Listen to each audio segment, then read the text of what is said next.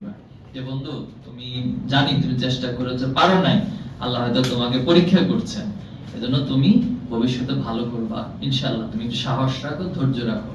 এই কাজগুলো আমরা তোমাদেরকে করার জন্য অনুরোধ করছি। পারা যাবে ইনশাআল্লাহ ইনশাআল্লাহ। এরপর আমাদের কমিটমেন্ট, অনেক জায়গায় কমিটমেন্ট রয়েছে, নিজের সাথে নিজের কমিটমেন্ট রয়েছে। আমার কাছে আমার পরিবারের প্রত্যাশা রয়েছে, আছে না পরিবারের প্রত্যাশা? এরপরে এই সমাজের প্রত্যাশা রয়েছে, রাষ্ট্রের প্রত্যাশা রয়েছে, এই রাষ্ট্রের সকল মানুষের প্রত্যাশা রয়েছে। এজন্য আজকে তোমাদের যে অর্জন, এই অর্জনের পর এই প্রত্যাশার জায়গাগুলো সামনের দিনগুলোতে আরো অনেক বেশি বেড়ে যাবে। এই অনেক বেশি বাড়ার কারণে তোমাকে সবার প্রত্যাশা, সবার সাথে commitment, commitment to your family, society, your state, এবং শুধু এই বাংলাদেশ না, বিশ্ব মানবতার কাছেও আমাদের কিছু দায়বদ্ধতা রয়েছে। এবং আমরা আশা করব যে আজকে যারা এখানে ভালো রেজাল্ট করেছো, প্লাস পেয়েছো, তোমরা এই পৃথিবী নিয়ে, এই বাংলাদেশ নিয়ে, মানুষদেরকে নিয়ে ভাববা কিভাবে করে তাদের ভাগ্যের উত্তরণ ঘটানো যায়। আমাদের এই বিগত 71 সালের পর থেকে আজকে অনেক বছর আমরা পার করেছি। বাংলাদেশে এমন কোনো কিছু নাই যেটা মানে মানুষের কল্যাণের জন্য ব্যবহার করা যাবে না।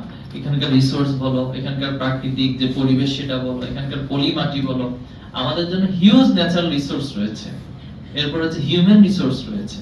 কিন্তু এত কিছু থাকার পরেও আমরা কি দিন দিন পিছনে যাচ্ছি না সামনে যাচ্ছি?